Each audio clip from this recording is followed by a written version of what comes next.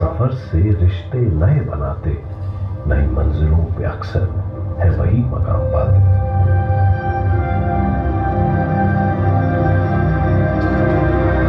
खुद से किए थे वादे वही बस निभा रहा हूं। जहां रास्ते नहीं थे, जहां रास्ते नहीं है, मैं कल भी था यहां पर, मैं अब भी जा रहा हूं।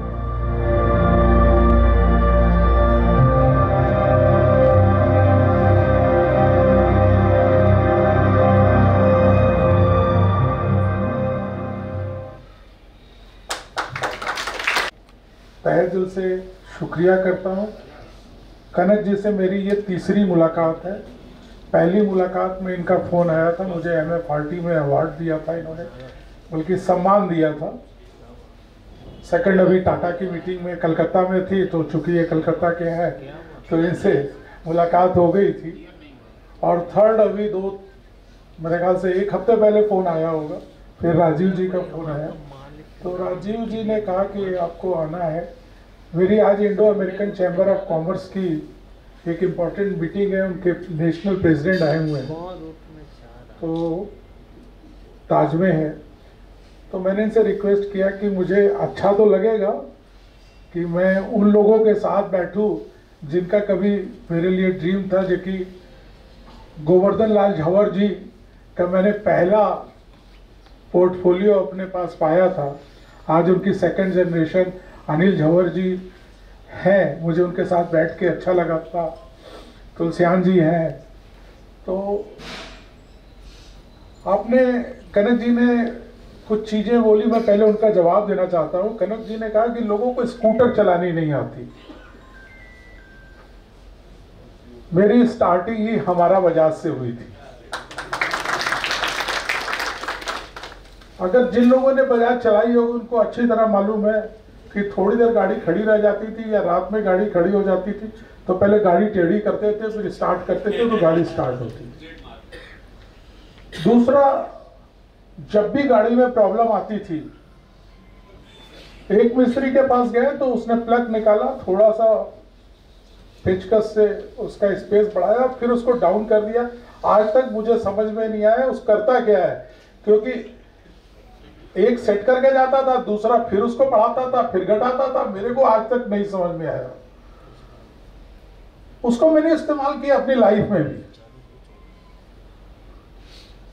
जैसे मैंने बोला कि GL झंवर साहब को मैं तब पढ़ता था जब मैं इंटर और BCom में था, कि भाई कानपुर स्टॉक एक्सचेंज के बनारस से कोई रिप्रेजेंट कर रहा है, तो बहुत बड़ी बात थी। तो उनका पोर्टफोलियो आया, मुझे लगा सब कुछ अच्छा है, मैं उसको वापस करने लगा। फिर मुझे लगा कि मैं वापस कर दूंगा तो ये क्लाइंट मेरे पास वापस नहीं आएगा। तो मुझे वो बजाज का मिस्त्री नजर आया कि यार प्लग को थोड़ा सा ऊपर करो, फिर नीचे करो, एक स्कीम हटाओ, दूसरी स्कीम डाल दो, एक स्कीम हटाओ, दूसरी स्कीम डाल दो, तो कुछ ना कुछ बात बन जाएगी। वो क्लाइंट आज भी मेरे पास है। तो थैंक्स टू बजाज और थैंक्स टू बजाज मिस्त्री, तो मैंने उसको अपनाया। दूसरा, एलोकेशन की बात करते हैं। Allocation always depend person to person. हम नहीं थोप सकते। सामने वाले को बहुत डर लग रहा है तो हमें थोड़ा सा डेट और गोल्ड बढ़ाना पड़ता है। सामने वाला बहुत एग्रेसिव है, मुझे इक्विटी बढ़ानी पड़ती है। सामने वाला कुछ नहीं कहता है तो मुझे अपने मन की करनी पड़ती है। लेकिन जैसे इन्होंने बताया कि तीनों टीम ने सब कुछ करके देख लिया, मोर और लेस तीनों करीब करीब बराबर थे। ये 19-20 का गेम, मतलब 2.5 करोड़ उसका बना, 2.5 करोड़ उसका ही बना, 2.5 करोड़ उसका बना, 2, 4, 5 लाख कम बन ज्यादा बने, वो कोई मैटर नहीं रखता। मतलब हम सब लोग विनर हैं। वी आर थर्ड होने के बावजूद हम लोग कह रहे हैं सब लोग विनर है। अरे भाई, मैंने वो किया जो मेरा क्लाइंट मांग रहा है, पहुंचना वही है, संगम वही है।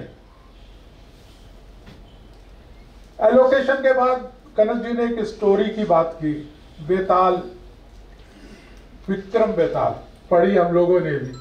हम लोग ने उसमें से उतना क्रक्स नहीं निकाल पाए, लेकिन माफ कीजिएगा, हमने क्रक्स निकाला। कहां से निकाला? चाणक्य की कहानियों से। अगर आज की डेट में मैंने शिव खेड़ा को पढ़ा और भी कई मैम डैड फलाना डिमाका इंग्लिश स्टोरी सब, लेकिन मुझे चाणक्य से बड़ा मतलब विद्वान कोई नहीं लगा अगर आज की डेट में। और वो मैंने चाणक्य की किताब केवल 2 रुपए में खरीदी थी, आज भी रखी हुई है।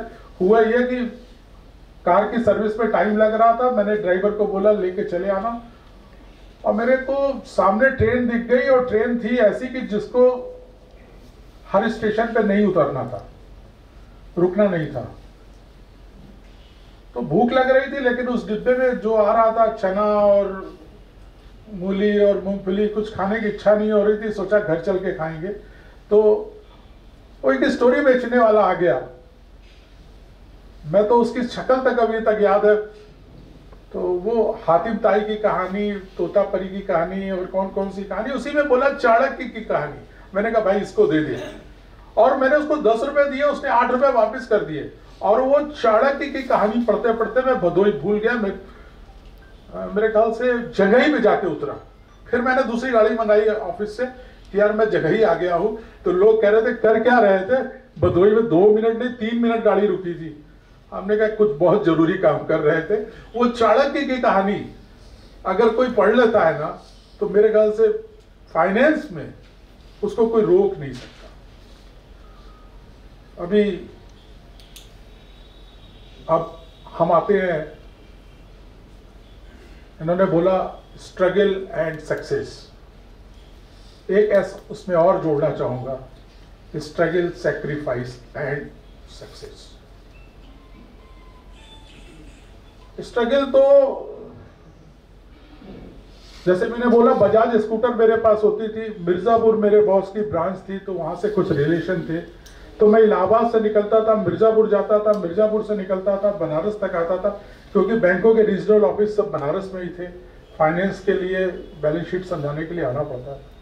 तो अप्रॉक्स 250-300 किलोमीटर की जर्नी हो जाती थी, और वो बजाज स्कूटर से ही होती थी। उसमें वो मिस्त्री भी मिले जिन्होंने हमको पोर्टफोलियो को घुमाना सिखा दिया। बनारस में आए तो देखा पान के पत्ते लोग पलट रहे हैं, तो ये हुआ कि थोड़ी बहुत चर्निंग भी जरूरी है। बिल्कुल चर्निंग नहीं करोगे तो ये लोग कहेंगे नहीं यार इसको तो कुछ आता ही नहीं है, जो हो गया सो उसी को चला रहा है। तो थोड़ी बहुत चर्निंग भी जरूरी है। रिजल्ट वही आना, अगर चर्निंग नहीं करेंगे तो भी रिजल्ट वही आना, लेकिन थोड़ी चर्निंग सामने वाले को सेटिस्फेक्शन देने की। कितना टाइम सेक्रीफाइस करेंगे वो बहुत ज्यादा हो जाएगा और सब लोग बोर भी हो सकते हैं। वैसे भी इतना कहूंगा कि अगर 2:59 में मेरे पास फोन आता है, एक रिडेम्पशन का और एक परचेज का, मुझे क्या करना चाहिए? बहुत कम लोग बोले रिडेम्पशन, करते भी हैं, लेकिन मैक्सिमम लोग सोचते हैं कि नया बिजनेस होना चाहिए। हम रिडेम्पशन इसलिए करते हैं कि एक दिन का ब्याज या एक दिन का प्लस जरूरत पड़ी तो हम उसको दे लेंगे, लेकिन रिडेम्पशन में अगर पूरा पैसा उसको जरूरत है तो शायद हम ना दे पाए। तो आई ऑलवेज प्रेफर, अपने स्टाफ को भी बोल रखा हुआ है तीनों ब्रांचेस में कि भाई रिडेम्पशन पहले करो, परचेज बाद में करो। दूसरा, जैसे अभी कनक जी ने कहा, उस चीज को मैं फिर से रिपीट कर रहा हूं कि नए बिजनेस की ओर ध्यान दो, चर्निंग की तरफ। उसी पोर्टफोलियो को प्लस माइनस करने से बहुत कुछ नहीं बनने वाला, ना मेरा कुछ बनने वाला, ना क्लाइंट का बनने वाला, ना कंपनी का बनने वाला, और ना एएमसी और ये इंडस्ट्री के फ्यूचर का बहुत भला होने वाला है। यानी हमको करना क्या है, हमको शेयर निकालना है बैंक डिपॉजिट का, हमको शेयर निकालना है इंश्योरेंस का, हमको शेयर निकालना है बॉन्ड्स का, हमें म्यूचुअल फंड में नया पैसा लाना है। दूसरा, हम लोग मार्जिन पे बहुत ज्यादा फोकस हो जाते हैं। वॉल्यूम पे फोकस होइए, मार्जिन पे नहीं। मुझे अच्छी तरह याद है कि कभी डेट ने मुझे बहुत बचाया था जब इक्विटी मार्केट गिरी थी। आज अगेन डेट ने मुझे बचाया जब इक्विटी मार्केट बढ़ी। क्यों? I am the largest victim in Franklin, largest victim. बहुत नुकसान हुआ उसमें, लेकिन उसका फायदा भी हुआ कि मैं डेट से हटा और इक्विटी ने अच्छे खासे पैसे बना दिए। थर्ड चीज, अभी देखिए इंश्योरेंस कंपनियों ने भी फॉरेन विजिट में लंका लगा दिया है। बैंक वाले बहुत घूम रहे थे, इंश्योरेंस वाले भी बहुत घूम रहे थे। हम लोग इंश्योरेंस की तरफ देखते भी नहीं थे, क्योंकि म्यूचुअल फंड में तो पहले ही लंका लग गई है, भैया फॉरेन नहीं जाना, जाना है तो अपने पैसे से जाना है। अब बैंक वालों को ऊपर से बहुत टाइट इंस्ट्रक्शन आए हैं कि लोन दो, लोन दो, लोन दो। This is the good time कि बैंकों का जो वो लोग अब सर्विस नहीं दे पाएंगे। अब वो कस्टमर आपके अपने हैं, निकाल लो वापिस, क्योंकि बैंक वालों ने जो बेचा है वो अब सर्विस नहीं दे पाएंगे। तो ध्यान रखो कौन कौन से बैंक हैं, चाहे स्टेट बैंक हो, चाहे बैंक ऑफ बड़ौदा हो, चाहे एक्सिस हो। हमारे ख्याल से इन तीनों का शेयर, चौथे में HDFC हो जो बड़ा शेयर है, उसके क्लाइंट्स पे ध्यान दो, क्योंकि हम लोग उसको निकाल लेंगे। मेरे ख्याल से अनिरुद्ध जी की काफी लंबी प्रेजेंटेशन है, सब जगह से हुआ है, तो अनिरुद्ध जी का अगर इजाजत हो तो मैं 2-1 क्वेश्चन ले लूं प्लीज। तो अनिरुद्ध जी सामने तो बेचारे बोलते नहीं हैं, आप सब लोगों को मालूम है कि नहीं मालूम, he is a chartered accountant, his wife is a chartered accountant. हाँ, मतलब ये बहुत बड़ी बात है। और मैंने कई बार कहा, मैंने कहा भाभी जी को भी कह, नहीं सी इज ओके। तो अगर किसी का कोई क्वेश्चन है तो मैं ले सकता हूँ, क्योंकि मुझे मालूम है कि मेरा टाइम 2:30 बजे का था, लेकिन कनक जी ने और अनिरुद्ध जी ने अपना सैक्रिफाइस करके मेरे को बीच में इंटर कराया है। तो any question from any friend, I am ready, otherwise जी। सर, जैसे हम क्लाइंट को फेस करने जाते हैं तो कुछ है बिजनेसमैन क्लाइंट है, जैसे वो कहते हैं कि हमको रिटायरमेंट की ज़रूरत नहीं। जैसे अभी रिटायरमेंट प्लानिंग की बात आई, जैसे मान लीजिए उनको कोई फार्चून की दुकान है, इस तरह के, तो बोलते हैं मतलब जब तक लाइफ में रहूँगा तब तक ये दुकान मेरी आती रहेगी। तो हमको रिटायरमेंट के लिए उनको हम कैसे सर्टिफाइड दे रहे हैं और क्या उनको? देखिए, मैंने अभी एक ही चीज़ बोली थी कि planning depend upon person to person. किसी का बच्चा नहीं है तो हम उसको चिल्ड्रन बेनिफिट नहीं भेज सकते।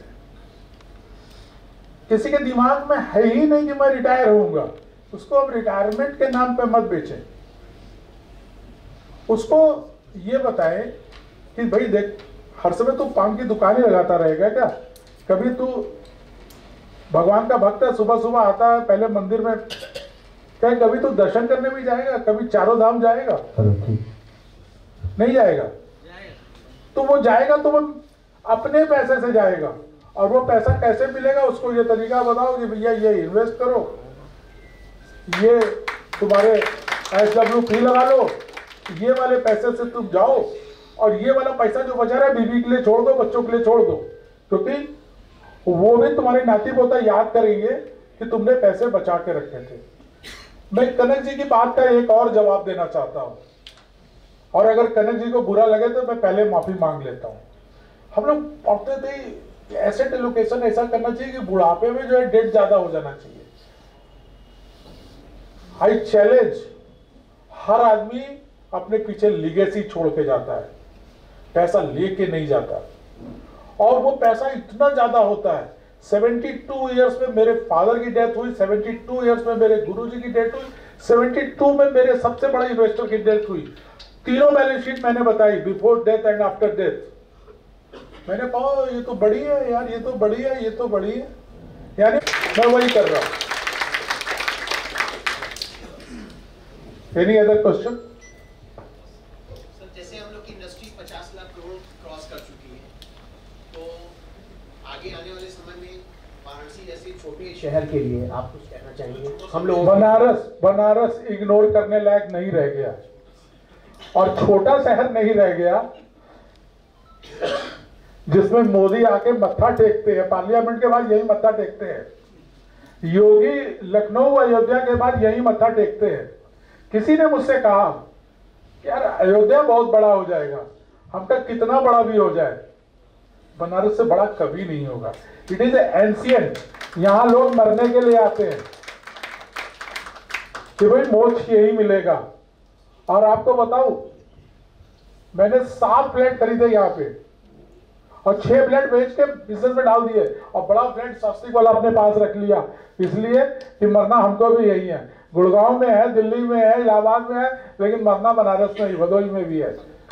तो बनारस को इग्नोर मत करिए। एवरी फ्राइडे में आना चालू किया, मैंने बहुत कोशिश की कि काम इतना है भदोही से कैसे जाएंगे, लेकिन फ्राइडे को मैं 2 घंटे के लिए आऊँ, 4 घंटे के लिए आऊँ, 5 घंटे के लिए आऊँ, और किसी फ्राइडे को नहीं आ पाता तो सैटरडे या मंडे आ जाता हूँ। सिर्फ इसलिए वहाँ लोग 5 टाइम नमाज पढ़ते हैं, फ्राइडे की जुमा नमाज जरूर पढ़ते हैं, तो मैं काशी विश्वनाथ मंदिर में आ जाता हूँ, सिर्फ इसलिए कि बनारस अब इग्नोर करने लायक नहीं है। बनारस जितना बढ़ने वाला है उसको छोटा शहर मत समझिए। Thank you. देंगे उसकी एक मीटिंग में नहीं जाएंगे, उसको सुनेंगे नहीं, लेकिन नए वालों को सबको सुनना है, सबको समझना है। और आपको बताऊं, नए वाला अगर 3 बार जाएगा इन्वेस्टर के पास, वो नहीं सुनेगा तो 4थी बार जाने में उसको शर्म और गुरेज नहीं होनी चाहिए। अपन लोगों को तो पास विजिटिंग कार्ड ही नहीं है, जाएंगे कैसे? हम लोगों को अगर कोई पूछ लेता आप कौन, तो शर्म आ जाती है, यार ये हमको जानता नहीं है, तो कैसे जाएंगे भाई? तो आपके पास तो बहुत स्कोप है। आप ये मान के चलो कि जहां पर ये बच्चे मतलब बुजुर्ग लोग नहीं जा रहे हैं, वहां आपके लिए पूरा स्कोप ही स्कोप है। और यंगस्टर जितनी तेजी से बढ़ रहे हैं और जितनी संख्या बढ़ रही है, हमारे ख्याल से फैंटास्टिक। God bless you. आपने बहुत अच्छा क्वेश्चन पूछा, आगे बढ़ो। और कनक जी जैसे लोग जो है ना आपकी मदद करने के लिए तैयार है। Sir, as per promise it was my last question. और मैं राजेश जी, कनक जी जो, thank you sir, thank you once again.